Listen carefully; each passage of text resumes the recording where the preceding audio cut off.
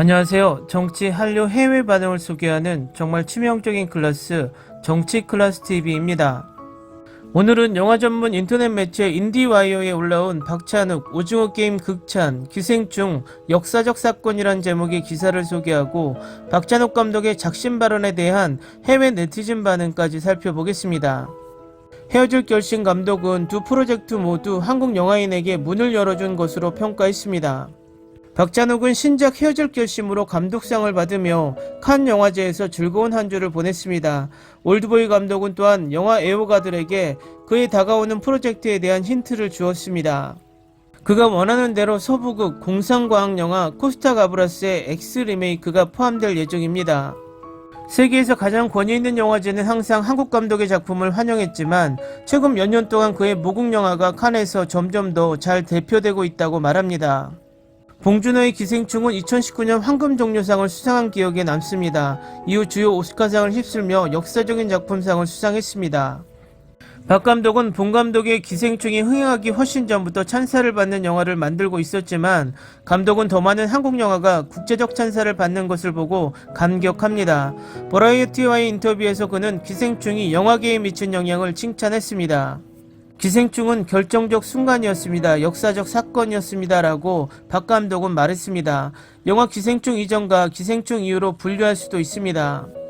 그래서 한국 영화사뿐만 아니라 비영어권 영화사에서도 그 영화가 역사적으로 아주 특별한 위치에 있다고 생각한다고 말했습니다.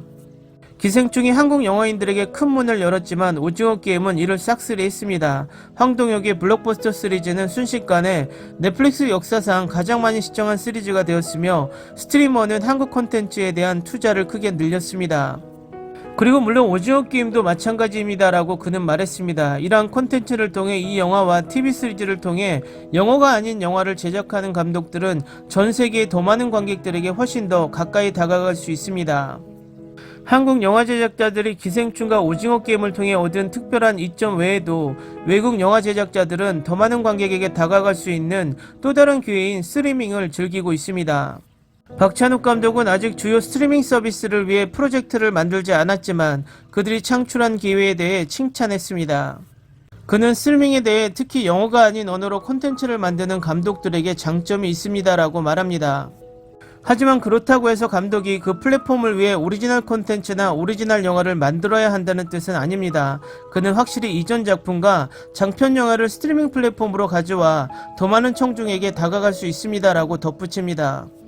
그는 분명히 전통적인 극장 개봉에 대한 취약한 부분을 가지고 있지만 박찬욱 감독은 자신의 이야기를 말할 기회를 기꺼이 활용합니다. 영화, 텔레비전, 스트리밍의 차이점은 특별히 그에게 문제가 되지 않습니다.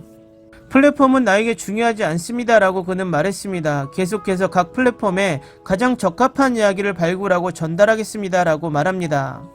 다음은 박찬욱 감독, 큰 스크린으로 만든 영화는 극장에서 봐야 한다란 발언에 대한 해외 네티즌 반응입니다. 박스오피스 전용 게시판에서 극장에 가는 경험에 대한 부정적인 감정이 많다는 것은 좀 이상합니다.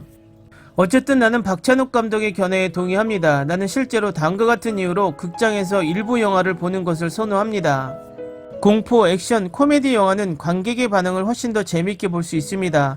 보다 몰입감 있는 경험을 위해 MCU, 기타 대규모 예산 영화 같은 대형 스펙타클 영화, 일부 인디 비주류 영화는 영화관에서 먼저 보는 것이 가장 좋습니다. 데이트, 가족의 밤, 친구와의 밤 외출을 위해 훌륭한 옵션, 그리고 모든 사람이 거실에 고급 홈시어터 세트를 가지고 있는 것은 아닙니다.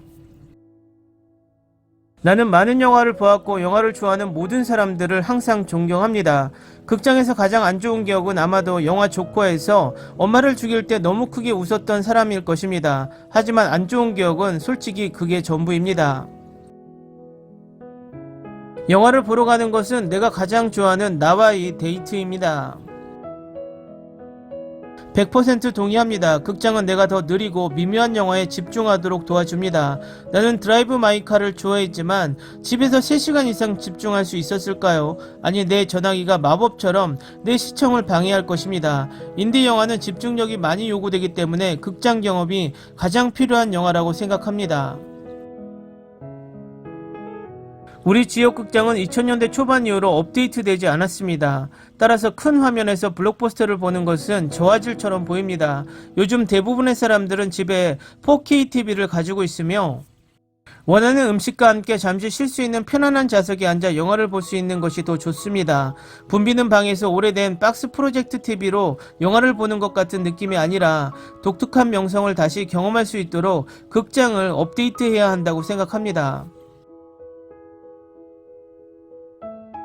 모든 영화는 큰 화면을 위해 만들어집니다. 그것이 바로 영화입니다. 휴대전화를 얼굴에 충분히 가까이 대면 적어도 영화관 화면만큼 시야를 차지합니다.